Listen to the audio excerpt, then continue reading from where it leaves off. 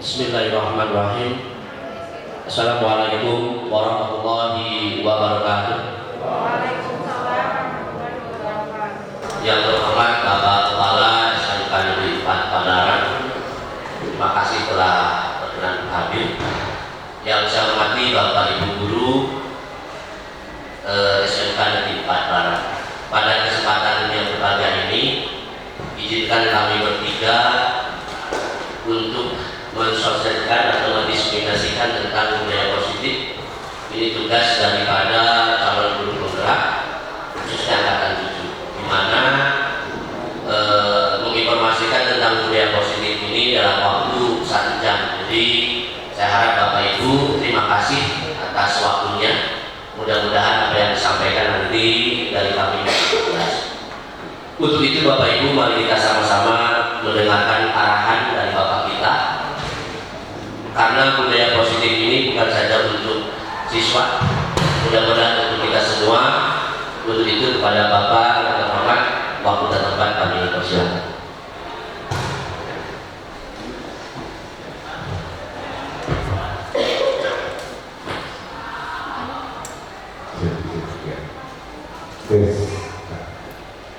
Bismillahirrahmanirrahim. Bismillahirrahmanirrahim. Assalamualaikum warahmatullahi wabarakatuh. Alhamdulillah, kita panjatkan puji syukur kita kepada Allah Subhanahu wa Ta'ala bahwa tentunya atas segala nikmat yang telah diberikan kepada kita sekalian, pada siang hari ini kita bisa berkumpul untuk mengikuti kegiatan destinasi calon guru penggerak tentang budaya positif, ya, kebiasaan budaya positif. Tentunya kalau bicara budaya positif itu mutlak menjadi harapan kita bersama. Tapi salah satu contoh real saja di waktu membaca Ulangan yang 11, ternyata sudah muncul budaya negatif. Tapi itu manusiawi, karena mungkin di benak Bapak Ibu sekalian belum terbersih apa sih tujuannya.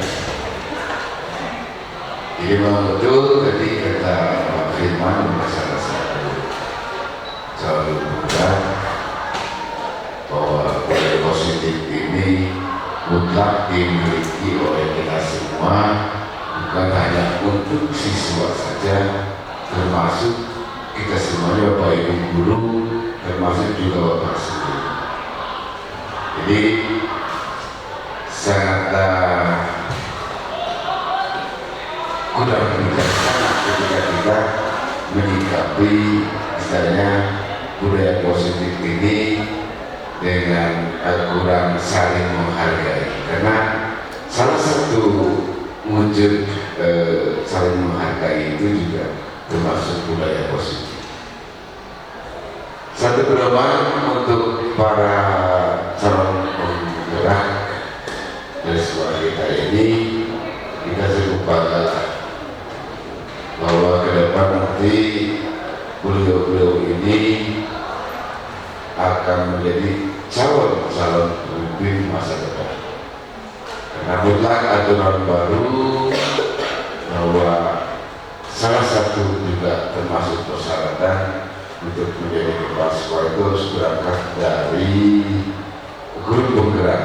Mudah-mudahan karena beliau masih calon, kita dukung semua untuk kebanggaan nama sekolah kita. Pedoman yang masih Bapak ingat dulu, filosof dari Ki Hajar Dewantoro yang dengan semboyan Tuturi Handayani, lalu itu apa? Ya, ingat sesuatu ini bagian mengkaso. Kalau itu kita terjemahkan, sebetulnya sudah tercermin bahwa seorang guru itu harus mampu memberikan bimbingan, dorongan, arahan dari belakang, petulihan dayani. Ya artinya kita kalau diimplementasikan dengan pendidikan zaman sekarang itu sudah terwujud, sudah kita laksanakan. Jadi di sana seorang guru berperan bukan hanya lagi seorang edukator, bukan. Bahkan saya sudah ketua karena mendorong, memberikan motivasi, ya tentu motivasinya. Bahkan kita menjadi mediatornya dengan konsep pembelajaran kurikulum mereka. Di sana kita tuangkan istilah tutulihan dayani, itu implementasinya. Hanya sekarang jelas berbasis teknologinya begitu. Yang ini teknologi ini dibangun dari tentunya terakhirnya ada karsanya, prakarsanya begitu.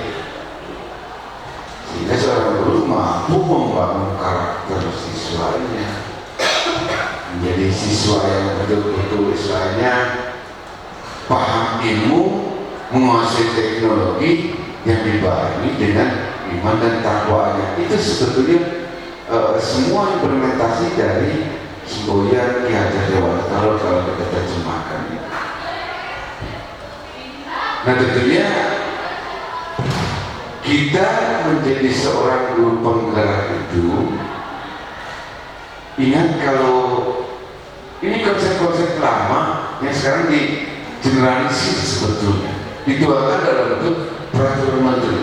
Sejak dulu kala sudah ada yang namanya guru itu betul-betul harus dikukuh dan ditiru, baik dari penampilannya, sikapnya, attitude-nya, etika estetikanya itu sudah tertuang sebetulnya dari dulu itu. Hanya dulu belum digeneralisir dalam bentuk SK ataupun ya surat keputusan gitu. Yang namanya seorang guru, Bapak masih ingat dulu punya guru SD yang sangat luar biasa pamornya waktu itu. Bisa ngobrol aja tapi pengetahuan gitu ya. Bapak dulu namanya ada namanya Mama, sehingga dipanggil Ibu Mama. Udah sama ibu, udah sama mama gitu ya. Jadi kalau mama sekarang Pak agak beda kalau rumahnya gitu. Ibu dan mama gitu, namanya ibu mama. Luar biasa pamornya. Ini bercerita ke belakang aja ini. Bahkan dia itu hanya guru honor, belum PNS waktu itu. Beliau mengajarkan waktu mengajar di kelas 1. Jadi sebelum beliau datang itu anak-anak sudah rame-rame siap-siap menjemputnya ke guru tersebut. Padahal ngajarnya mah Bu Ita galaknya luar biasa, tetapi dia punya karisma, punya karakter membentuk kesiswaan yang luar biasa. Dan banyak dulu karakter guru seperti itu, sehingga anak itu betul-betul malu. Ketika ibu tersebut udah berjalan mendekati kita, anak-anak ramai berteriak, yuk kita sambut dengan enak aja, ibu datang. Wah, kalimat saya, sehingga terlihatlah di wajah ibu tersebut senyuman yang sangat luar biasa. Itu salah satu contoh keteladanan yang membedakan. Artinya betul-betul guru tersebut memiliki karismatik tersendiri buat siswanya itu. Belum lagi kalau melihat dari segi penampilannya, penampilan dari pas yang sederhana, punten, gitu ya, biasa aja. Orang sudah bilang pas saja, tapi pakaian itu bersih dan rapi begitu. Apalagi kalau bapak ibu guru ya Pak Angga, lihat apa celananya nyiripit gitu, Pak Bir, nyiripit rapi gitu. Dari sana betul-betul karismatiknya terlihat. Nah ini adalah salah satu konsep-konsep belajar yang bisa melahirkan seorang guru penggerak tersebut. Jadi tentunya harus menjadi panutan terutama siswanya dan tidak kurang juga untuk semua rekan-rekan guru harus menjadi panutan, baik dari sikapnya, tutur katanya, attitude-nya, terus betul-betul menjadi seorang guru penggerak yang mampu menggerakkan seluruh komponen pendidikan menuju ke arah tujuan pendidikan nasional, meningkatkan kualitas pembelajaran dan kualitas hasil belajar siswa. Tujuannya ke sana sebetulnya itu, untuk guru penggerak itu. Dan terakhir mungkin nanti yang menguasai tentunya teknologi. Jadi seorang guru penggerak itu tidak bisa kalau dia gaptek gitu. Inilah perbedaan. Kalau dulu sudah tercermin sebetulnya hanya belum di generalisi, belum dituangkan dalam bentuk SK. Jadi mau pesan kepada semuanya yang namanya guru penggerak ataupun guru biasa, semua memiliki kewajiban yang sama untuk saling menjaga budaya positif, menerapkan budaya positif kepada semua rekan-rekan ataupun juga terutama kepada anak-anak kita.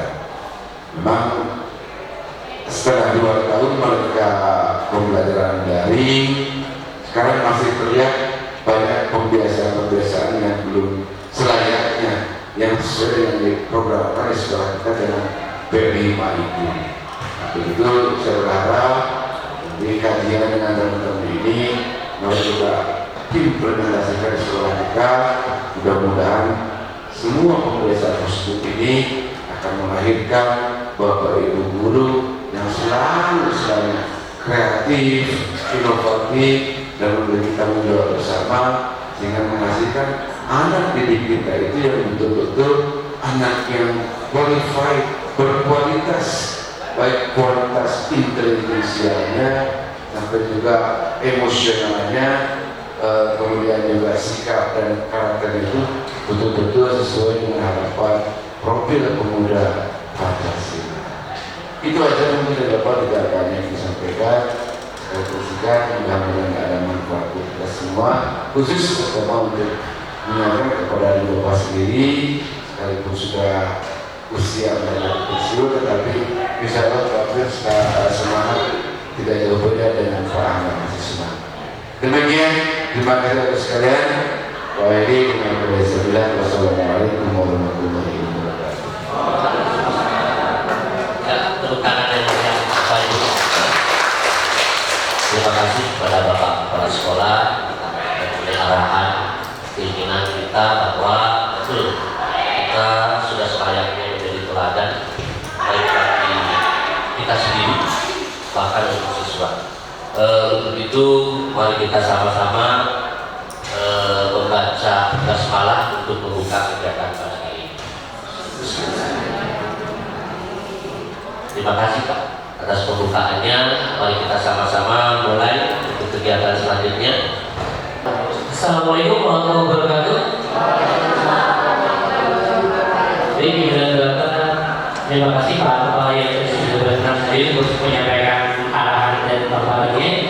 Selanjutnya Bapak, mari kita menuju ke acara ini dari kegiatan ini, yaitu diseminasi budaya positif yang akan disampaikan oleh salah satu calon guru penggerak di SMK Negeri Padang yaitu oleh Pak Firmansyah.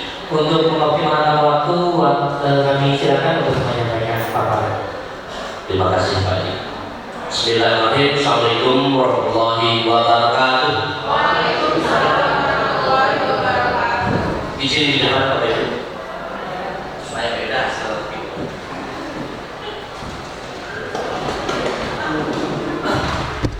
Bapak Ibu nanti mungkin akan hal yang sama karena tugasnya sama Bapak Ibu ya, tentang budaya positif. Saya coba Bapak Ibu yang saya banggakan, Bapak Ibu adalah guru hebat yang sudah ada di Padang yang saya yakin memiliki motivasi untuk mengubah sekolah kita supaya lebih bagus. Yang akan kita canangkan yang pertama adalah disiplin positif, nilai kebajikan universal, Bapak Ibu. Kemudian yang kedua adalah teori motivasi. Kemudian yang ketiga adalah keyakinan kelas, Bapak Ibu. Yang keempat, kebutuhan dasar manusia dan dunia berkualitas. Yang kelima adalah restitusi atau posisi kontrol. Ini yang luar biasa, Bapak Ibu, yang akan mengubah pola pendampingan peserta kita. Kemudian yang ketiga adalah segitiga restitusi. Oke, Bapak Ibu, ini yang akan kita bicarakan tentang disiplin positif, nilai kebajikan universal.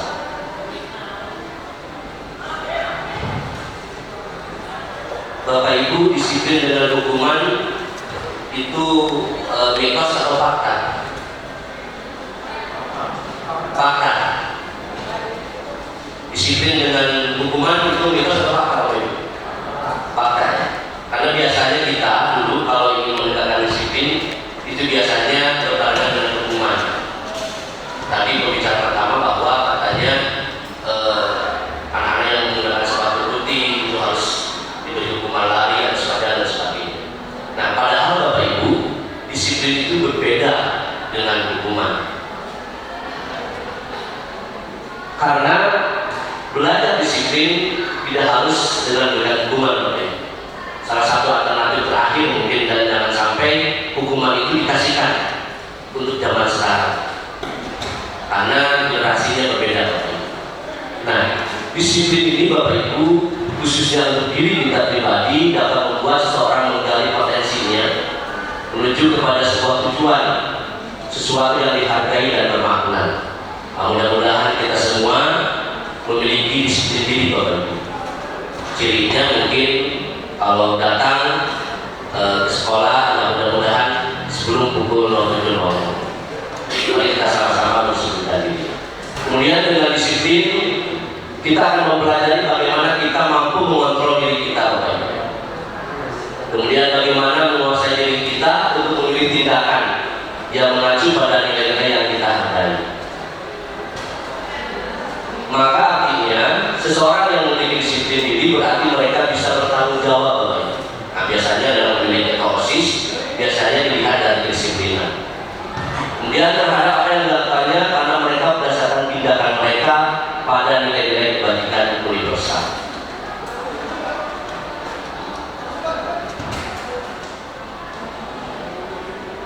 Kemudian teori motivasi, Bapak Ibu, mudah-mudahan teori ini bisa kita lakukan. Yang pertama, ada 3 sebetulnya tentang teori motivasi.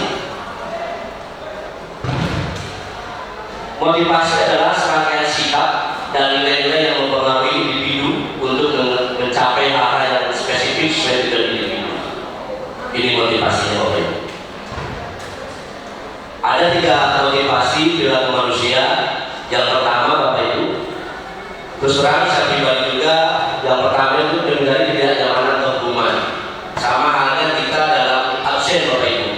Kadang-kadang kita seolah merasa bisa apabila kita tidak bisa absen di THK, Bapak Ibu. Atau kemo, Pak, kemo. Ya. Karena takut ada hukuman, ya, baik dari pihak pimpinan atau pihak kedinasan. Kemudian yang kedua adalah untuk mendapatkan imbalan atau penghargaan dari orang lain. Betul, Bapak Ibu. Motivasi yang kedua ini kita juga termotivasi apabila ada imbalan biasanya. Yang ketiga, untuk menjadi orang yang mereka inginkan dan menghargai diri sendiri dengan nilai yang mereka percaya. Dan 3 motivasi ini mudah-mudahan semuanya tidak ada bagi kita. Yang ada adalah mari kita lahir dari diri pribadi saja. Tidak ada iming-iming ingin mendapati imbalan atau hukuman, apalagi menghindari ketidaknyamanan.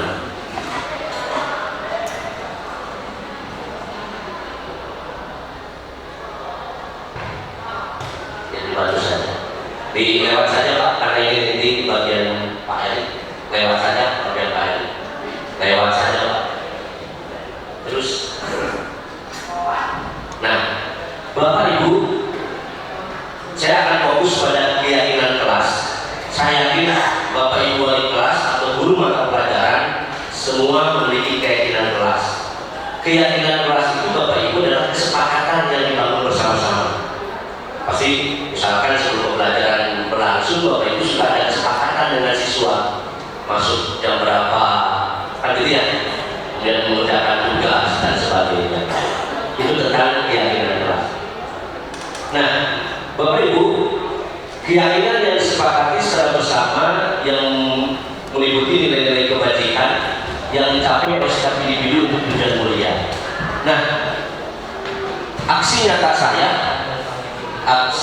adalah saya membuat keyakinan sekolah. Keyakinan sekolah ini Bapak Ibu saya buat dan harus bersama-sama. Walaupun nanti sih ada perubahan, karena ternyata setelah ikut guru penggerak tidak boleh ada penghargaan Bapak Ibu. Sedangkan di buku ini masih ada tentang penghargaan. Nah, apa sih Bu keyakinan, yang namanya keyakinan itu apa sih? Contoh Bapak Ibu, kalau Bapak Ibu menggunakan sepeda motor pakai helm, apakah itu untuk takut sama Pak Polisi atau untuk keselamatan? Keselamatan, polisi, keselamatan ya. Kalau Bapak Ibu pakai masker dalam kemarin di COVID-19, apakah itu untuk aturan atau untuk kesehatan? Nah, keselamatan dan kesehatan itu adalah keyakinan Bapak Ibu. Jadi Bapak Ibu nanti di kelas membuat keyakinan kelas masing-masing. Itu adalah kebajikan universal. Buat kesepakatan bersama di kelas Bapak Ibu. Jadi saya lihat tiap kelas masih kosong. Ya, Wakasek kurikulum dan sarana sudah memberikan kelas untuk kelas kita masing-masing. Silakan hiasi dengan keyakinan kelas Bapak Ibu. Kemudian pembentukan keyakinan kelas yang pertama adalah berupa pernyataan universal seperti tadi, apakah pakai helm itu takut sama Pak Polisi atau untuk keselamatan, pakai masker itu apakah untuk mencegah aturan atau untuk kesehatan. Kemudian dibuat dalam bentuk positif. Contoh misalkan jangan terlambat, itu negatif ya, karena kalimatnya jangan lambat, tapi ubah dengan kalimat positif. Misalkan datang sebelum pukul 06.45, karena ada pergeseran Bapak Ibu. Kalau sekarang kan, kalau dulu kan kita harus on time ya, kalau sekarang before on time, artinya sebelum waktunya gitu. Kemudian semua warga kelas dilibatkan saat membuat. Kami kemarin dalam jurnal ini melibatkan seluruh, baik Bapak Ibu guru, kemudian siswa ya. Walaupun kita membentuk tim. Nah, kedepannya Bapak Ibu nanti di kelas, di keyakinan kelas Bapak Ibu buat saja keyakinan kelas dengan melibatkan anggota kelas. Kemudian sedikit saja akan mudah dipahami, jangan terlalu banyak kesepakatannya Bapak Ibu ya, di kelas masing-masing. Kemudian sesuai dengan kondisi kelas dan sekolah akan mudah diterapkan. Itu Bapak Ibu tentang pembentukan keyakinan kelas. Bapak Ibu, ini adalah urutan segitiga restitusi. Mudah-mudahan kita semua bisa melakukannya. Yang pertama adalah keunggulan dari metode restitusi adalah di mana menstabilkan identitas. Untuk membuat anak kita, membuat siswa kita yang merasa gagal karena membuat cara menjadi positif terhadap dirinya. Kemudian yang kedua adalah mari kita sama-sama memvalidasi tindakan, yaitu membantu menggali kebutuhan dasar yang ingin dipenuhinya ketika melakukan kesalahan. Dan yang ketiga adalah menanyakan keyakinan. Ini yang terpenting, di mana anak melakukan kesalahannya dihubungkan dengan norma sosial dan nilai-nilai yang mendasari manusia berinteraksi dengan orang lain. Untuk itu, Bapak Ibu, perkenankan saya untuk memutarkan video tentang segitiga restitusi yang telah saya lakukan pada peserta ini. Yang pertama adalah ya, alhamdulillah ya. Ini kemarin Bapak periksa hasil kerjaan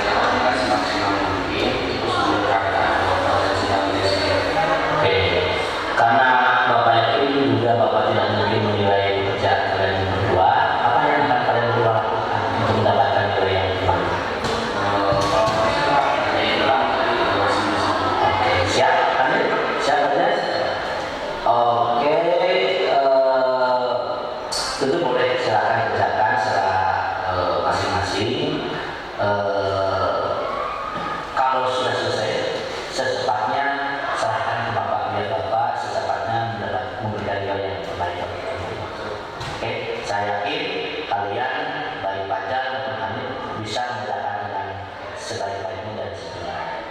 Ya, terima kasih. Boleh ke kelas masing-masing. Ya, silakan ya. Nah itu bapak-bapak sekalian, mudah-mudahan kegiatan ini akan sering kita lakukan sehingga anak kita tetap tumbuh dengan positif. Ya, itu saja Bapak Ibu dari saya. Mohon maaf apabila ada hal-hal yang kurang berkenan.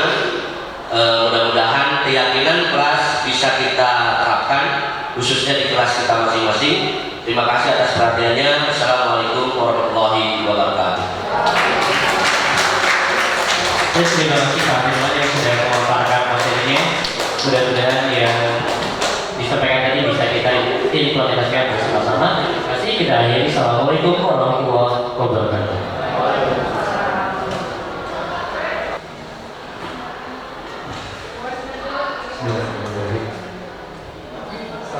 Assalamualaikum warahmatullahi wabarakatuh.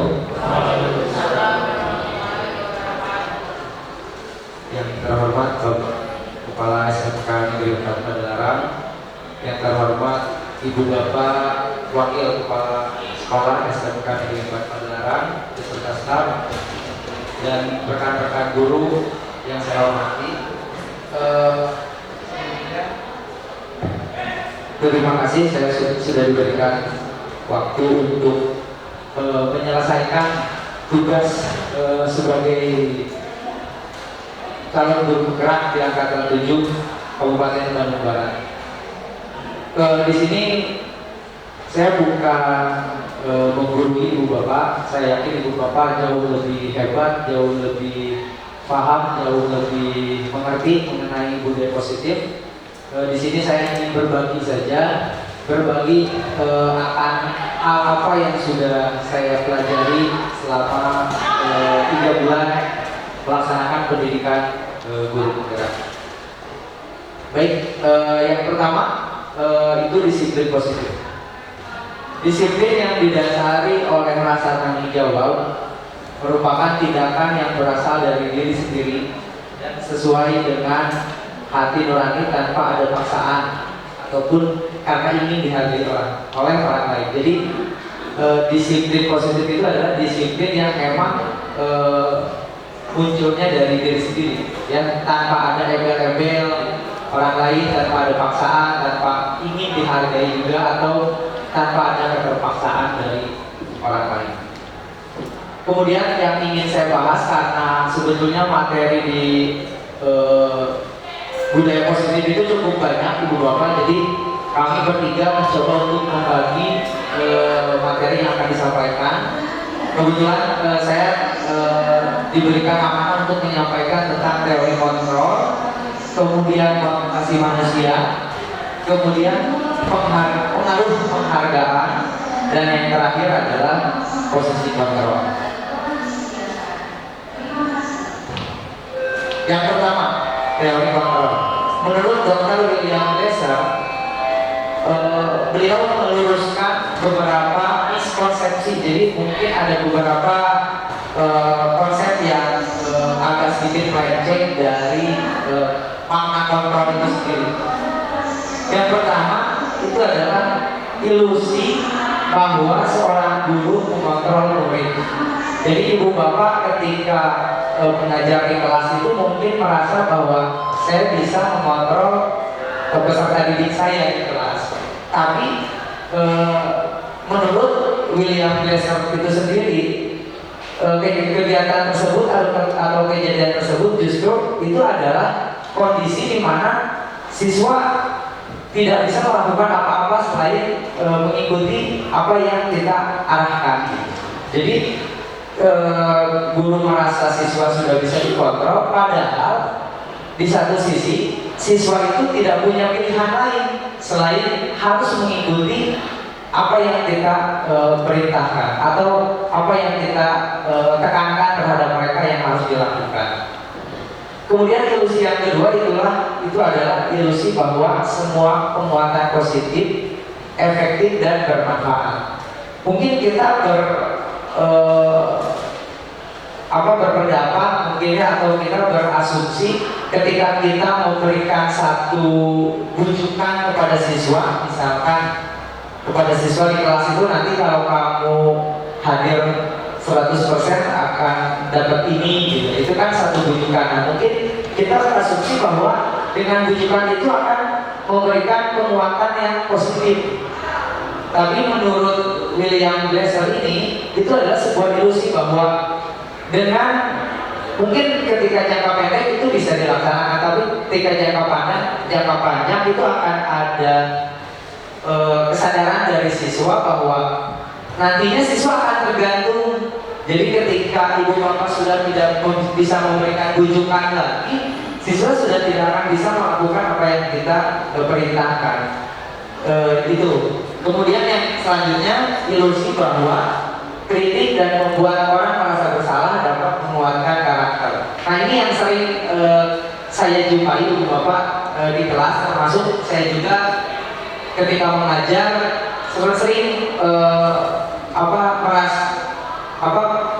berasumsi bahwa ketika siswa disalahkan, misalkan kamu tuh kenapa tugasnya tidak dikerjain, padahal bapak sudah capek ngajarinnya, udah ngejelasin berkali-kali, tapi kok tugasnya nggak masuk, apa kamu nggak sayang sama orang tua? Nah, terkadang kita membawa emosi itu kepada siswa.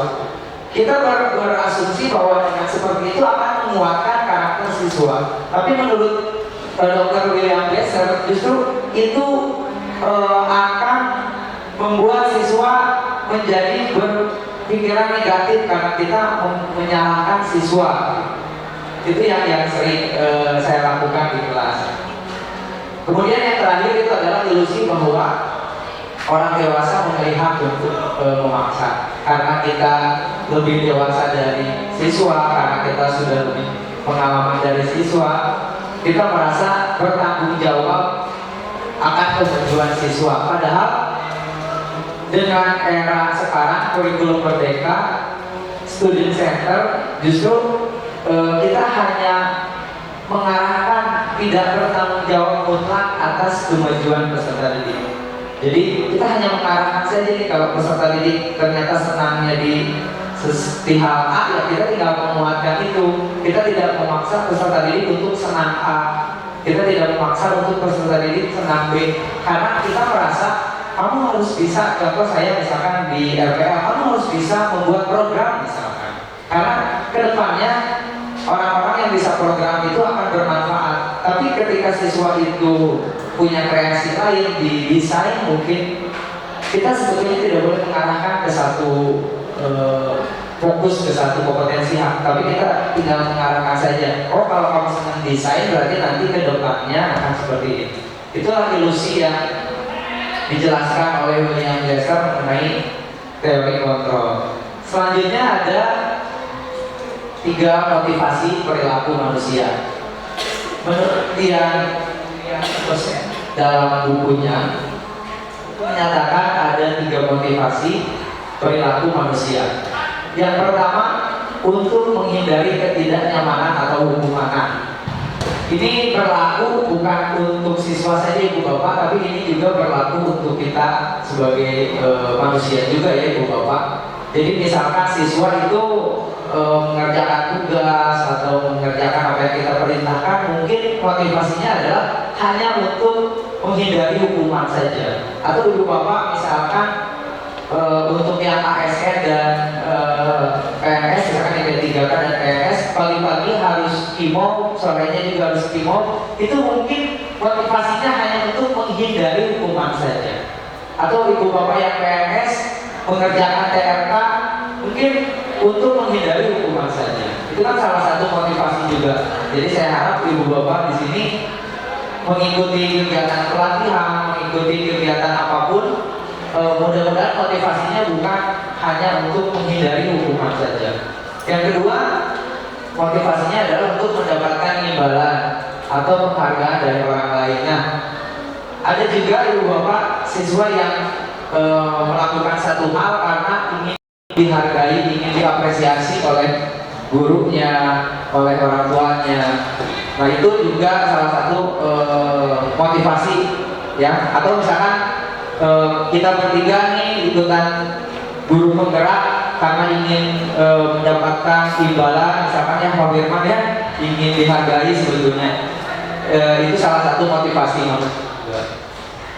Yang ketiga juga ada motivasi untuk menjadi orang yang mereka inginkan dan menghargai diri sendiri dengan nilai-nilai yang mereka percaya. Nah, kalau ini manusia berasumsi bahwa dengan saya mengikuti kegiatan ini akan ada nilai yang saya dapat dan setidaknya akan ada pengalaman juga yang bertambah. Itu tentang motivasi perilaku manusia. Nah, kemudian penghargaan, pengaruh penghargaan. Saat kita berulang kali menjanjikan hadiah kepada anak-anak atau kepada siswa agar berperilaku bertanggung jawab, atau kepada seorang murid agar mempelajari sesuatu yang baru, kita sedang berasumsi mereka tidak dapat melakukan itu atau mereka tidak akan memilih untuk melakukannya. Itu menurut Al-Fiqh ya.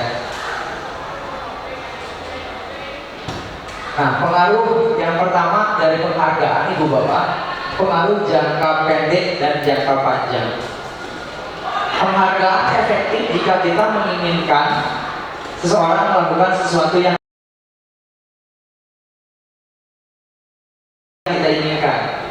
Dalam jangka waktu pendek itu akan berhasil Ibu Bapak, tapi ketika jangka waktu panjang, siswa-siswi kita akan ketergantungan dengan penghargaan dari kita. Misal, nanti kalau kamu nilainya di atas KKM, Bapak kasih hadiah ya. Nah, ketika kalau 1-2 orang kita kasih hadiah, mungkin nggak apa-apa, tapi kalau satu kelas kita kasih hadiah kan lumayan juga ya. Kita merogoh kocek gitu. Jadi agak untuk jangka pendek itu bagus, tapi ketika jangka panjang, akhirnya siswa juga ketika sudah tidak ada lagi hadiah, ya udahlah nilainya asal-asalan. Nah, itu pengaruh penghargaan terhadap siswa di jangka panjang. Yang lebih bagus seperti apa? Yang lebih bagus berarti penghargaan yang memang tidak dijanjikan di awal Ibu Bapak. Jadi kita niat memberikan hadiah atau memberikan penghargaan kepada siswa, tapi tidak diberitahu dulu di awal. Ketika mau dibagi rapot, misalkan kita memberikan penghargaan kepada siswa yang hadirnya 100%, tapi tidak diberitahu di awal. Ketika pembagian rapot langsung saja diberikan penghargaan kepada siswa yang hadir 100%. Kemudian pengaruh yang selanjutnya ialah penghargaan itu tidak akan efektif. Kenapa tidak akan efektif? Karena suatu penghargaan adalah suatu benda atau yang diinginkan yang dibuat dengan persyaratan. Hanya jika Anda melakukan itu, maka Anda akan mendapatkan sesuatu. Itu tidak akan efektif karena belum tentu juga penghargaan yang kita berikan itu sesuai dengan yang peserta didik inginkan gitu. Nah, nanti kamu kalau hadir 100%, Bapak kasih hadiah ini. Mungkin siswa tidak mau hadiah itu sebetulnya. Jadi sebetulnya penghargaan itu tidak efektif ya untuk Bapak. Selanjutnya, penghargaan merusak hubungan.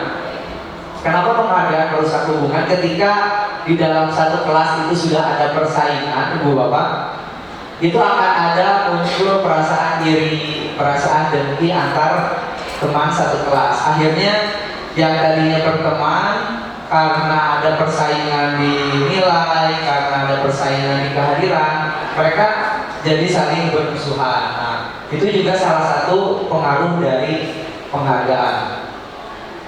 Yang selanjutnya, penghargaan itu justru menghukum. Kenapa menghukum? Jika suatu penghargaan diharapkan, namun Anda tidak mendapatkannya, Anda akan merasa dihukum. Jadi ketika kita memberikan iming-iming atau janji, nanti kalau kamu ranking 3 besar akan diberikan hadiah. Ternyata ketika sudah berusaha dengan keras, anak kita atau peserta didik kita rankingnya 4. Nah, itu seolah-olah peserta didik merasa, aduh, saya kalah nih, saya dihukum. Itu yang membuat penghargaan itu menghukum. Kemudian selanjutnya adalah motivasi dari dalam diri. Jika kita memberikan penghargaan kepada seseorang, pada saat dia sedang merasa bangga dengan pencapaiannya sendiri, maka kita akan mengambil kegembiraan itu. Contohnya misalkan siswa itu memang betul-betul ingin ranking 1 misalkan ya, dia bangga dengan kemampuan dia, terus kita berikan hadiah yang misalkan pulsa misalkan atau apapun yang berupa penghargaan hadiah. Nah sebetulnya kita merusak kebahagiaan itu. Siswa mungkin bisa lebih, akhirnya karena hadiahnya terlalu kecil, karena hadiahnya tidak sesuai dengan keinginan siswa, jadi siswa merasa ya orang usaha capek-capek tapi dihargainya sakit gitu kan. Kalau siswa merasa bangga sendiri mah dia akan apapun yang dia rasakan dan dia akan merasa bangga ya, kayak gitu. Itu pengaruh penghargaan terhadap siswa ataupun putra putri ibu bapak di rumah ya. Yang terakhir, pengaruh penghargaan juga menurunkan kualitas, kemudian penghargaan mengurangi ketepatan, dan penghargaan mematikan kreativitas. Selanjutnya yaitu posisi kontrol. Nah ini adalah posisi kontrol yang biasa ibu lakukan atau ibu bapak lakukan di dalam kelas. Ibu bapak di dalam kelas biasanya menjadi posisi kontrol yang mana? Yang pertama apakah penghukum, yang kedua apakah pemantau, yang ketiga apakah pembuat merasa bersalah, yang keempat itu sebagai teman, yang kelima itu sebagai manajer. Kita bahas satu persatu. Yang pertama sebagai penghukum. Seorang penghukum akan hukuman fisik atau verbal. Orang-orang yang menjalankan posisi penghukum mengatakan bahwa sekolah memerlukan sistem atau alat yang menangkap murid di dalam lagi. Jadi sebetulnya ketika sudah ada aturan sekolah, ketika sudah ada aturan sekolah atau ketika ada tata tertib di sekolah, itu jangan jadi alasan kita untuk semata-mata langsung menghukum siswa. Contoh misalkan ada siswa yang datang ke sekolah menggunakan sepatu warna putih misalkan, kita langsung hukum, eta sana sepatu warna bodas usah, atau eta sana sepatu warna bodas langsung lari misalkan, tanpa kita tahu permasalahannya apa, kenapa beliau menggunakan sepatu warna putih.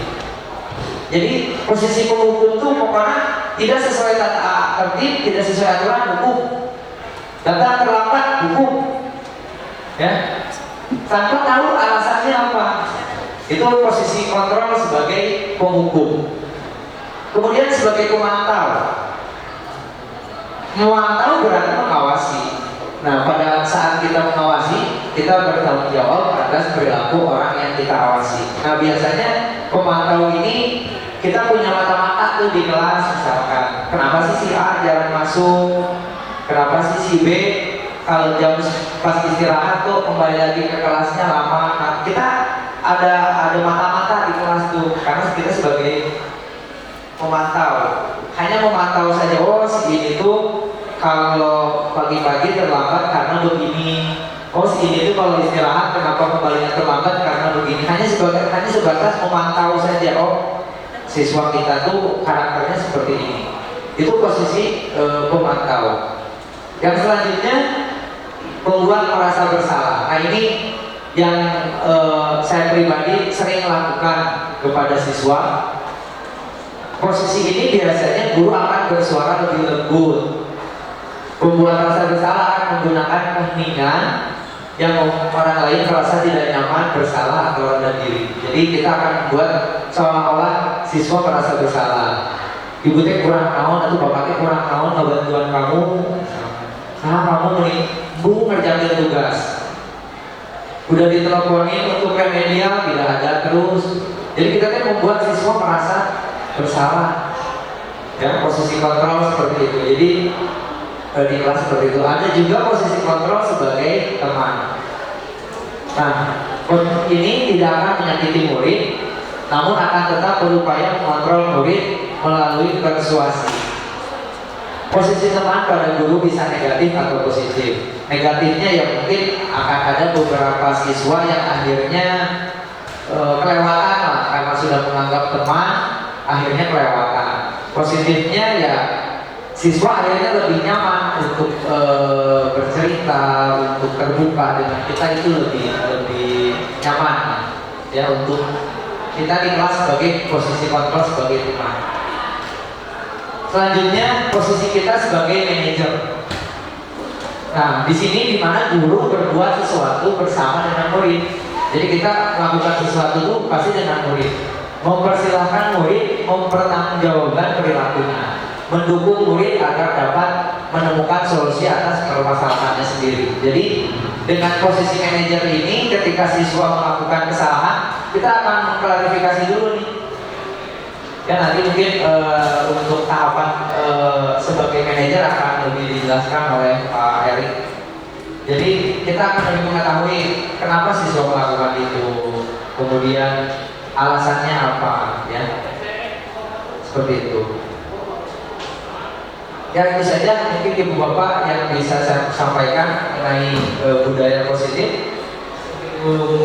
Diakhiri ada pemaparan tentang aksi nyata yang akan saya canangkan ibu bapak. Jadi kami CGP di sini selain mensosialisasikan apa yang sudah dipelajari, kami diminta untuk membuat aksi nyata. Aksi nyata saya mengenai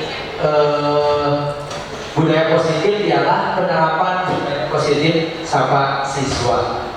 Sebetulnya ini sudah menjadi kebiasaan di SMK Negeri 4 sebelum pandemi ibu bapak. Waktu itu sama Bu Eli ya melakukan kesiswaannya, sebelumnya sama Pak Firman melakukan kesiswaannya. Itu sudah menjadi ciri khas SMK Negeri 4 Padalarang bahwa setiap pagi setiap guru, para guru berjajar di depan untuk menyapa siswa. Kemarin hari Jumat saya mencoba kegiatan itu dan siswa akhirnya pada aneh gitu ya, kok ayah guru cari ciri harap. Ketika saya suruh guru bilang, kadir ya kaset lempang kan, baru ada rek dihukum gitu ya. Jadi siswa sudah ketakutan dari awal. Kadir tuh namanya panggil guru itu bisa salaman. Nah itu kebiasaan-kebiasaan balik seperti itu yang harapan saya latar belakangnya adalah dengan sapa siswa bisa mewujudkan karakter profil pelajar Pancasila. Kemudian tujuannya juga untuk menumbuhkan budaya positif dengan kesepakatan kelas dan kesepakatan sekolah. Selain itu menumbuhkan nilai-nilai profil pelajar Pancasila dalam kegiatan pembelajaran, dan yang terakhir mengintegrasikan dan membiasakan peserta didik untuk menanamkan nilai-nilai profil pelajar Pancasila. Tolak ukurnya adalah dengan sapa siswa, berarti peserta didik mampu hadir di sekolah itu pukul 06.45 karena kita standby itu ibu bapak di depan, ya. Jadi kalau misalkan mereka telat kan akhirnya tidak bisa melaksanakan kegiatan itu. Kemudian tolak ukur yang lain, peserta dapat mengaplikasikan nilai-nilai profil pelajar Pancasila, dan yang terakhir peserta didik dapat terlibat aktif dalam kegiatan ekstrakurikuler untuk mengamalkan nilai-nilai profil pelajar Pancasila. Selanjutnya, lini masa tindakan yang akan dilakukan. Yang pertama, sosialisasi dengan seluruh warga sekolah. Mudah-mudahan hari ini sudah saya sosialisasikan kepada ibu bapak, dengan kepala sekolah juga, dengan peserta didik. Mungkin nanti di kesempatan yang selanjutnya. Kemudian harapan saya dapat menyusun jadwal piket itu untuk siapa saja nih guru yang hari Senin misalkan menyapa siswa di depan, hari Selasa siapa, hari Rabu siapa. Itu sudah berkomunikasi dengan waka kurikulum, tinggal ditindaklanjuti dengan waka kesiswaan dan mendapatkan perizinan dari kepala sekolah. Selanjutnya melaksanakan sapa siswa, kemudian menumbuhkan, menanamkan, dan membiasakan nilai-nilai profil pelajar Pancasila, dan yang terakhir mendokumentasikan setiap kegiatan. Dukungan yang dibutuhkan pertama dukungan dari orang tua, karena kita di sekolah itu bersama dengan siswa tidak lebih dari 10 jam mungkin Ibu Bapak.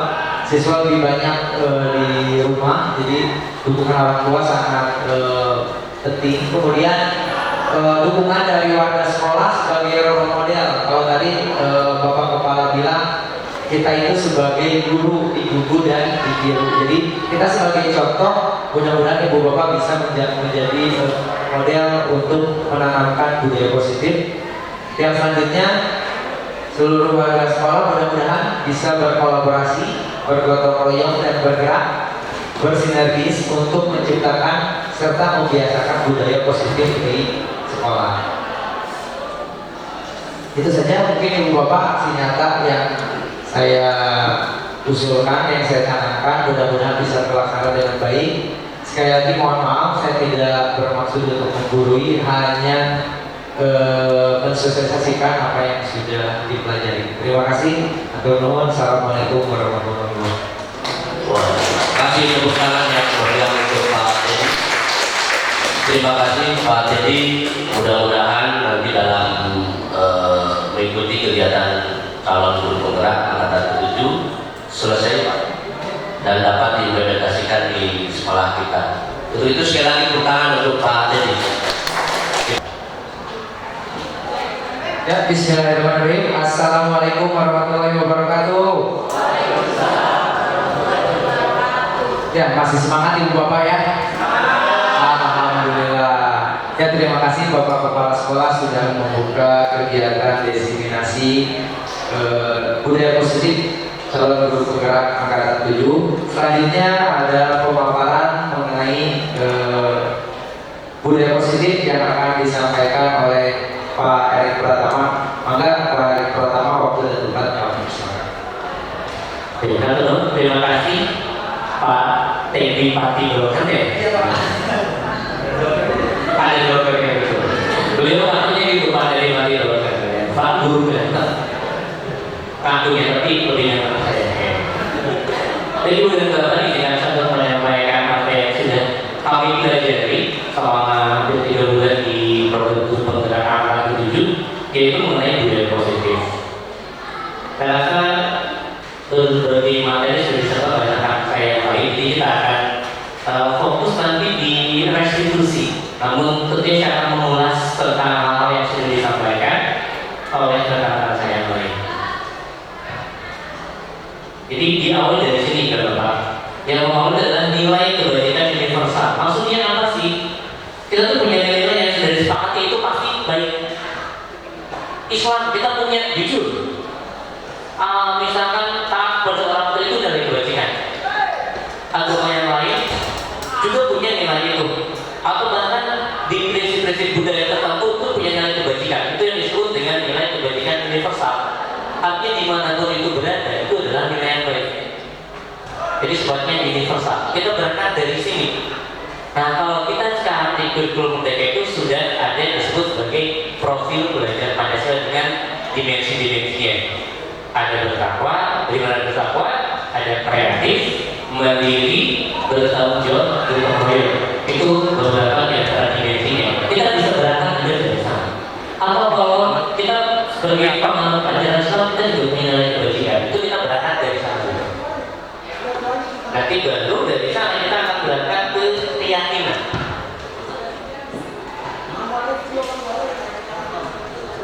Kemudian yang mendasari kita melakukan keyakinan adalah motivasi tadi berapa? Yang 3 jenis ini. Dan nanti berapa sekarang boleh mengepalkan tangan kanannya di atas, kepalkan tangannya. Apa tuh rekamannya? Kepalkan tangannya sekarang saya minta juga untuk membuka kepalkan tangannya. Boleh turun lagi? Yang tanyakan kenapa Ibu Bapak mau membuka kepala tangan?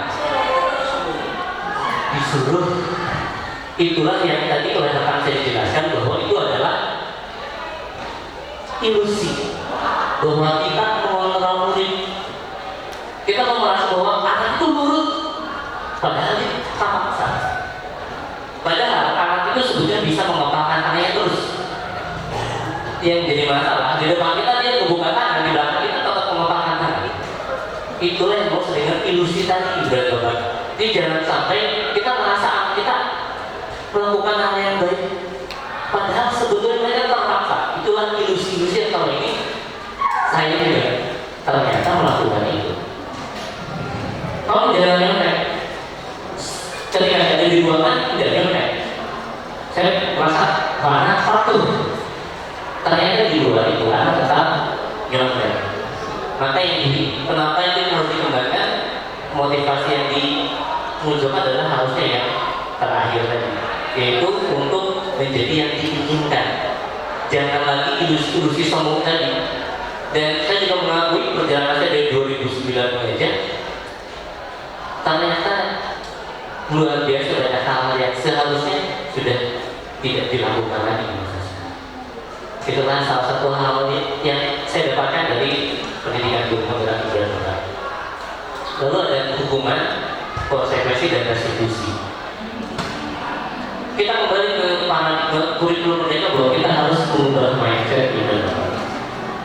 Saya punya pengalaman menjadi narasumber tentang dulu namanya disiplin positif. Tanaman dari satunya juga adalah guru PKS, siswa bisa siswa asik dan juga guru konseling. Ketika diberikan materi tentang disiplin positif, mereka tidak sepakat karena tidak mengubah paradigmanya. Kalau beranggapan anak itu harus dihukum, nggak dihukum nggak bisa. Tapi kita tidak pernah mencoba untuk melakukan hal yang lain. Maka tidak dapat kita tentang hukuman, restitusi dan konsekuensi. Nah, yang harus kita kembangkan adalah restitusi, ibu dan bapak. Bukan lagi hukuman, tapi yang masih dibolehkan adalah konsekuensi. Konsekuensi dan hukuman kan sama, berbeda ibu dan bapak. Saya misalkan ini yang gampang aja take over misalkan. Yang contohnya ada anak datang, kemudian saya suruh keliling lapangan, lari keliling lapangan. Itu hukuman atau konsekuensi? Itu bisa menjadi konsekuensi ibu dan bapak. Karena anak tidak ikutan pemanasan. Tapi kita sampaikan bagi yang tidak ikut, bagi yang tidak hadir, yang nanti tidak tepat waktu, maka harus nanti pemanasan sendiri. Boleh lari keliling lapangan, boleh apa, boleh apa. Tapi kalau misalkan push up 100 kali itu hukuman. Jadi kita harus bisa membedakan mana konsekuensi mana hukuman. Hal yang tidak berkaitan dengan pembelajaran maka itu bisa dipastikan hukuman. Mari kita nanti mencoba paling tidak untuk mengubah hukuman jadi konsekuensi. Konsekuensi ketika mereka tidak tepat waktu apa konsekuensi? Ketika mereka menggunakan suatu putih, konsekuensinya apa? Nanti kita bisa paparkan bahwa mereka menggunakan teknik apa dan teknik apa tidak solusi. Konsekuensi adalah tidak boleh pemenahan itu di sekolah. Itu konsekuensi maksudnya. Jadi beberapa harus berpikir kalau disiplin positif berarti anak dibiarkan tidak juga. Jadi yang nanti harus kita pahami tentang hukuman dan konsekuensi penjelasannya. Kalau tadi konsekuensi sudah disepakati, kita sudah bersepakat bahwa untuk menggunakan sepatu harus sepatu berwarna hitam. Konsekuensi adalah tidak boleh mengenakan berarti itu disepakati bersama. Maka kita boleh kemudian memutuskan anak untuk tidak boleh menggunakan sepatu. Tapi bukan dengan mempermalukan dan lain-lain. Berikutnya restitusi. Restitusi adalah membuat apa ya? Jadi restitusi itu membuat murid lebih memiliki tujuan disiplin positif dan memulihkan diri. Penekanannya bukan pada bagaimana berperilaku untuk menyenangkan orang lain atau menghindari hukuman, tapi menjadi untuk menghargai nilai. Makanya nanti ada tahapannya juga. Ini mungkin di tim konseling sudah melakukan. Dulu saya berpikir bahwa karena saya kuliah juga tidak diajarkan bagaimana melakukan ini secara spesifik. Mungkin di BK sudah tahu lebih jauh. Nanti mungkin bisa juga di BK juga sosialisasi ya lebih baik bagaimana sih kita menangani siswa itu berdebat.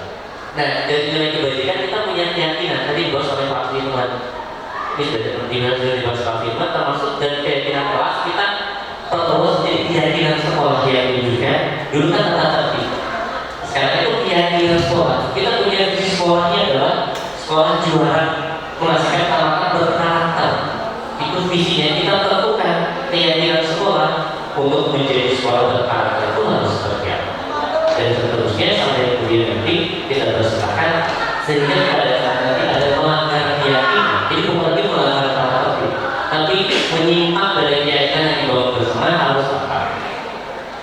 Dan tadi bahwa keyakinan harus disepakati bersama.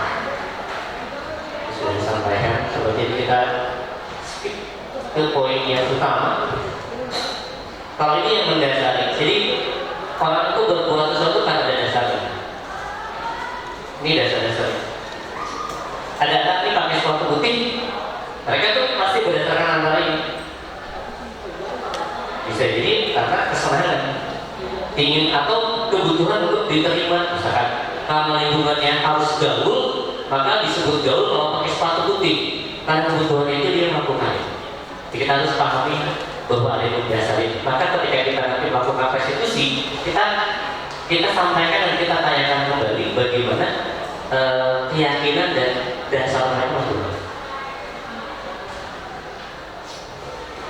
Ini sudah jelas oleh Pak Bapak yang ganteng, yang kurang ganteng dari saya. Kita mau ditanyakan, Ibu Bapak apakah posisi mana yang sering dilakukan? Kalau saya jujur, dari perjalanan dari 2009 yang paling sering saya lakukan adalah pembuku. Setelah itu ke pembuat pasal usaha. Dan mari sekarang kita belajar bersama-sama untuk paling tidak menjadi teman, lalu manajer. Ada jadi saya juga ketika ikut PPK, ternyata saya selama ini cuma melakukan 2 buku. Kalau nggak buku pasti sih aduh, Bapak itu sudah berusaha untuk mengajarkan kalian. Itu membuat rasa besar itu pun kita harus sudah boleh tinggalkan ke posisi 4 dan 5 misalnya dari maksud ini pun tidak bukan ya teman dan manajer itu yang diarahkan. Nah ini bulan yang menarik tentang restitusi. Jadi pada saat kita menemukan siswa yang melanggar keyakinan itu kita akan melakukan 3 hal ini. Yang pertama menstabilkan identitas, lalu memvalidasi tindakan, lalu menanyakan keyakinan. Jadi tidak lagi, Firman, kalau mengutip pusat, terlalu sekali, 100 saya ambil, selesai. Namun kita harus melakukan 3 langkah ini. Yang pertama adalah menstabilkan identitas. Jadi pada saat kita panggil, kita akan sadar bahwa dia punya latar belakang kebutuhan tadi. Kita tanyakan, oke, kamu mungkin melakukan ini karena ingin dilihat oleh teman kamu. Ini ada berbagai pilihan kalimat Ibu Bapak. Nanti ini sudah saya catat di Google Form. Jadi kalau Ibu dan Bapak nanti menemukan siswa yang melanggar keyakinan, kita bisa melakukan substitusi. Kita boleh dengan itu sudah tidak apa-apa.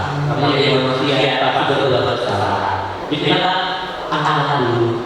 Jangan tidak berbuat langsung kita kamu ini salah.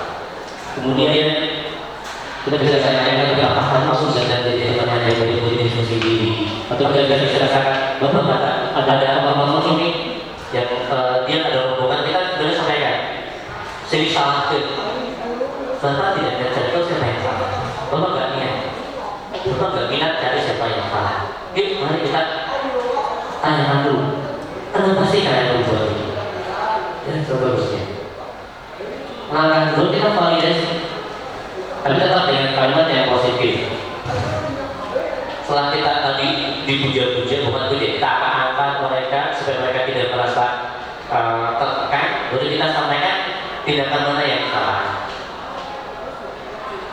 Ya sebetulnya sih kamu bisa saja ya, misalkan kalau tadi ada bisa di video saya, misalkan anak ini menjadi tugasnya salah. Ya sebetulnya bisa saja sih kamu tidak mengerjakan tugas sama sekali ya. Makanya Bapak masih menghargai kamu yang masih mengerjakan tugas walaupun tugasnya ternyata saya Bapak lihat kamu meniru. Jadi kita sampaikan dulu ya kalau masalah. Tapi kita juga sampaikan bahwa kesalahan mereka apa. Setelah kita validasi tindakan yang salah, kemudian kita tanyakan keyakinan. Dan kemarin kita sudah menyepakati keyakinan kelas bahwa akan mengerjakan tugas secara mandiri. Berarti kamu melanggar atau tidak? Iya Pak, saya melanggar. Ya berarti kamu sudah melanggar ini. Nah kalau kita sebagai manajer, kita nggak langsung. Oke, jadi kamu sekarang lari atau kamu ini. Nah, kamu tahu nggak? Kita sudah bersepakat konsekuensinya apa kalau tidak mengerjakan tugas? Nggak punya nilai. Iya betul. Tapi Bapak nggak mau kamu tidak punya nilai. Jadi kira-kira harus bagaimana? Biarkan mereka yang mencari solusi. Tidak kita yang, benar kamu punya kerjaan ini di RMS tidak 3 jam beres. Walaupun kita ingin ke sana kita arahkan. Jadi bagaimana supaya kita punya nilai? Harus mengerjakan tugasnya Pak. Oke, boleh. Kira-kira mau berapa lama? Masa seminggu? Mau berapa lama? Insya Allah besok beres. Oke, jadi besok kalau saya tugasnya ya. Oke, kalau begitu jalan aja untuk kerjakan tugasnya. Itu berarti kita sebagai manajer. Kalau sebagai pemukul kita tidak melakukan ini. Kalau sebagai pemukul kita sama sekali tidak melakukan angka. Kalau sebagai pemukul biasanya kita hanya sampai ke tahapan ini. Kita tidak melakukan ini biasanya. Kalau sebagai tadi yang pembuat merasa bersalah, setelah kita melakukan langkah resiko yang salah, kita akan langsung Tuhan, kamu mah sudah capek-capek supaya kamu naik kelas, tapi kamunya masih begini. Kita tidak melakukan ya. Tapi kalau sebagai manajer kita tanyakan, kamu melanggar kayaknya apa? Nah, juga Bapak izinkan saya untuk menceritakan apa yang sudah saya coba lakukan terkait dengan restitusi dan posisi kontrol tadi berbeda. Jadi saya mencoba untuk membangun keyakinan kelas. Jadi saya sudah coba lakukan di kelas 10 PPKB. Saya menggunakan mentimeter dan tablet. Guru Alifri, aku di kertas ya. Saya menggunakan mentimeter. Jadi kalau saya minta, silakan saya juga sampaikan. Ini ada yang ribut karena mereka salah malah tulis nama sendiri, harusnya tulis keyakinan yang mereka bangun. Saya bilang, kalian ini kelas ini di mata orang lain apa sih yang harus dipikirkan mereka? Satu kata saja. Apakah kalian ini orang berpikir kalian kompak, kreatif dan seterusnya? Saya minta mereka menuliskan di sentimeter satu orang satu kata. Yang itu adalah ini: kreatif, kompak, rajin, pintar. Saya ambil yang terbaiknya. Jadi kan berarti mereka sudah menentukan keyakinan kelas mereka bahwa kelas ini harus rajin, kelas ini harus kreatif. Jadi saya menggunakan media ini saja. Mau seperti apa? Karena kalau berangkat dari visi misi kelas, anak-anak pasti bingung. Jadi saya menjelaskan, coba kalau misalkan saya sebagai guru mendengar kelas PPLG yang terbesit di mereka apa? Apakah kata? Oh enggak, enggak mau Pak. Maunya apa? Kompak Pak. Oke, berarti tulisan kompak. Sampai saya dapat beberapa kata. Setelah itu baru saya pindah ke Padlet. Saya bagi menjadi ini dipilih 5 kakak sebetulnya. Saya tutup menjadi 5 kelompok. Kemudian masing-masing kelompok menentukan. Ada kelompok kompak, ada kelompok rajin, ada kelompok baik, dan seterusnya ada 5 kakak. Saya minta mereka menentukan hal apa yang harus terlihat, apa yang harus tampak, dan hal apa yang tidak boleh. Jadi misalkan dari kelompok kompak mereka menuliskan apa nih, kalau kompak harus diadakan pemikiran bersama, harus saling percaya, harus melakukan visi misi bersama, harus solid. Yang kemudian apa? Saling menuduh, akhir bersama, berdebat, egois, perpecahan, rajin muncul. Yang harus terlihat apa? Datang ke sekolah tepat waktu, rajin membaca materi, rajin membersihkan kelas, rajin sholat, menjalankan tugas tepat waktu. Yang tidak boleh terlihatnya apa? Tidak boleh terlihat tidak mengerjakan tugas, tidak boleh terlihat tidur di kelas misalnya kalimatnya, tidak boleh bolos sekolah, tidak boleh main game saat pelajaran. Nanti ini disepakati bersama, kemudian kalau perlu dicetak di kelas. Kalau saya simpan di LMS, link yang tablet yang sudah jadi, supaya mereka bisa setiap hari melihat. Nah, ketika kita melakukan restitusi, kita bisa minta mereka coba lihat kembali keyakinan mana sudah kalian sepakati. Di sini ada rajin, ada tidak bermain game. Kita yang pernah bermain game, kita bisa panggil anakku, kenapa? Saya mau jenuh, ingin hiburan, gitu kan? latar belakang dari kebutuhan manusia. Nanti kan sedang belajar kenapa, tidak mau menyampaikan dan lain-lain. Nanti di terakhir dia, mereka validasi ya saya tahu sih. Paling tidak aku gak teman yang lain, cuma sendiri mengerjakan itu sendiri gak ada teman-teman. Tapi itu salah nggak? Tidak salah. Iya benar salah kan? Coba. Pastinya dia keinginan kelas yang sudah kita sepakati. Kita akan sudah. Iya akan coba lihat di poin lagi. Oh iya kan? Tidak berbeda. Jadi bagaimana sekarang harus seperti apa? Ya Pak, saya akan hari ini saya akan titipkan yang punya di Bapak. Gitu. Atau misalkan saya akan simpan Pak di tas. Oke boleh. Terus bagaimana kedepannya? Saya berjanji Pak tidak akan mengulang. Kalau mengulang lagi nggak apa-apa. Kita masih sabar lah. Kalau restitusinya. Dan nanti Ibu Bapak kalau Ibu Bapak mau mencoba melakukan restitusi ketika menemukan siswa kita yang melanggar keyakinan sekolah. Jadi tadi disampaikan Pak Silka sudah membuat sebetulnya itu nanti akan beralih menjadi keyakinan sekolah. Ketika mulai siswa yang tidak melakukan perbuatannya tidak sesuai dengan keyakinan kelas dan keyakinan sekolah yang dibangun, Bapak bisa mulai mengisi. Tadi lupa tuh, saya sudah siapkan. Dan nanti insya Allah akan saya kembangkan kembali baik dari yang keyakinan sekolah yang dibangun di Ramadan misalkan akan dicoba dibuat versi digital supaya kita tercatat dan nanti juga Bapak bisa melakukan langkah restitusinya masing-masing tidak lagi. Kalau saya kemarin masih bukan contekan sama si begini. Nah kalau sudah dari begini kita bisa sambil mengisi Google Form-nya. Ini saya sudah buatkan Google Form. Tapi kalau yang mau dicoba boleh dicoba. Di sana ada pilihan-pilihan kalimat yang bisa digunakan. Nanti mungkin kita akan beberapa bersama kalimat mana saja yang bisa kita tambahkan ke form tersebut.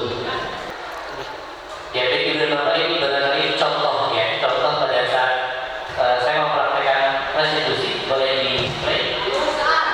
Sebagai informasi ini bukan penghapus sebenarnya dan Bapak ya. Ini hanya simulasi. Nah ini ceritanya anak tugasnya sama dengan temannya. Nanti mungkin bisa dicek di YouTube saya untuk yang audio lebih jelas. Jadi menanyakan mengapa melakukan hal tersebut.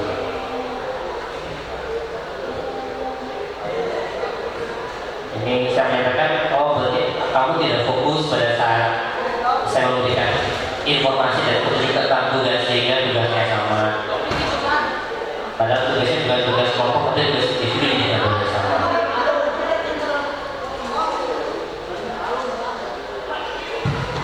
Saya menyatakan bahwa saya mengatakan kamu sudah mengerjakan tugasnya, sayangnya tugasnya sama dengan teman. Padahal tugasnya tugas individu bukan tugas kelompok.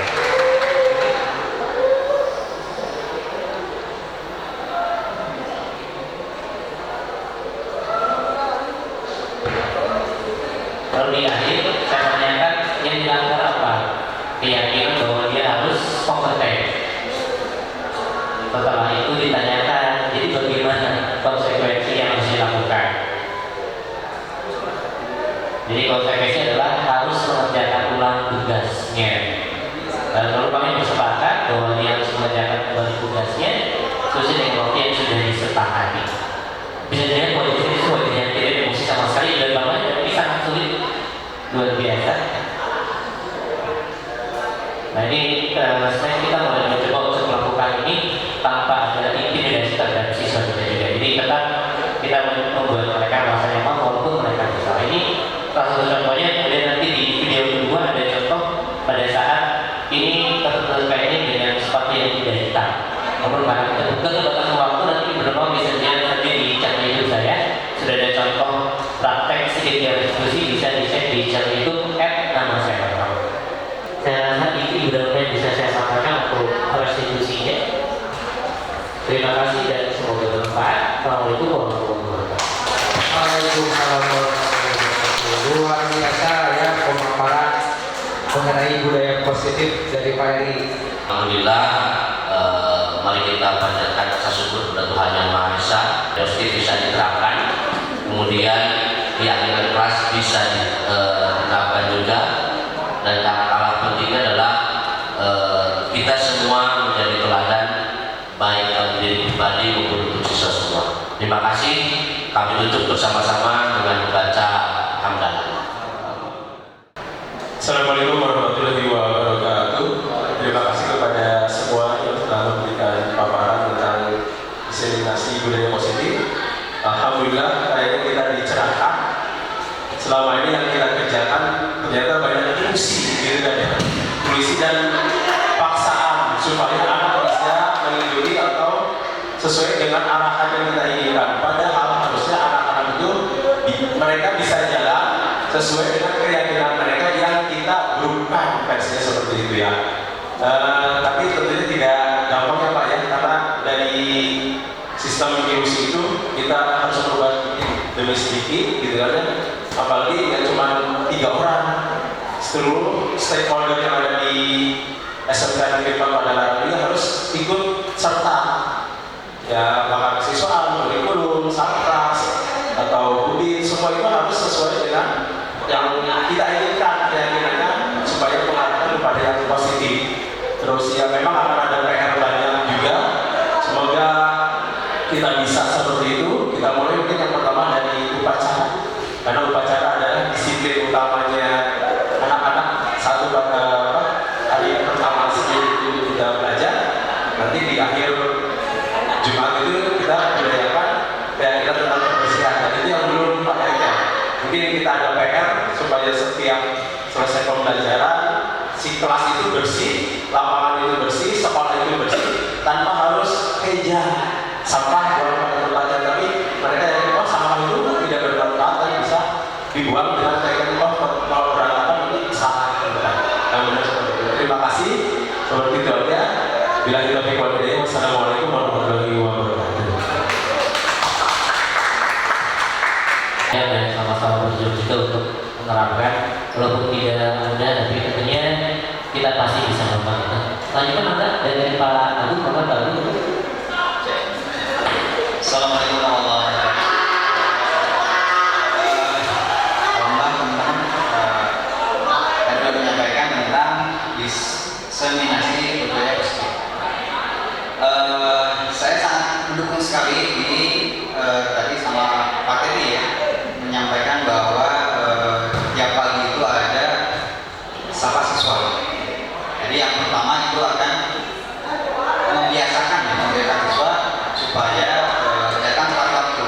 Gak hanya siswa, kita juga mungkin guru-guru yang sebagai panutan itu bisa datang lebih pagi daripada siswa seperti itu. Ya mudah-mudahan nanti apapun yang nanti akan dilaksanakan, mudah-mudahan nanti ke depan itu bisa sama-sama kita maju bersama ya. Itu aja mungkin dari saya. Assalamualaikum warahmatullahi wabarakatuh.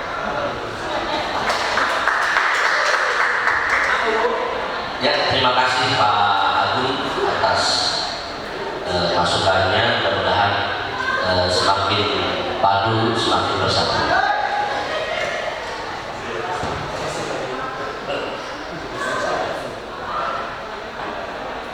Terakhir Ibu disilakan.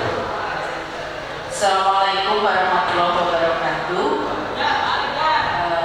Terima kasih kepada teman-teman calon guru penggerak yang sudah melakukan diseminasi budaya positif ya. Saya mendukung sekali kegiatan ini karena memang di sekolah itu kan harus ada perubahan yang positif, terutama untuk siswa dan juga seluruh keluarga di sekolahnya.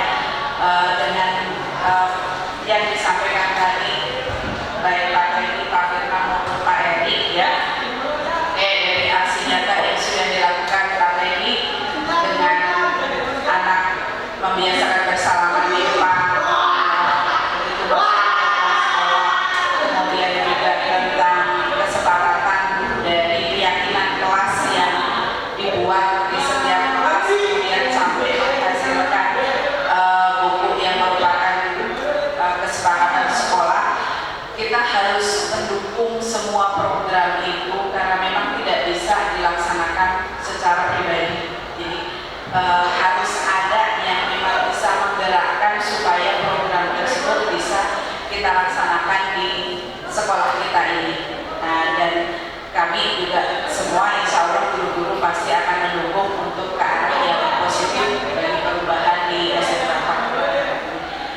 Itu saja, terima kasih. Assalamualaikum warahmatullahi wabarakatuh.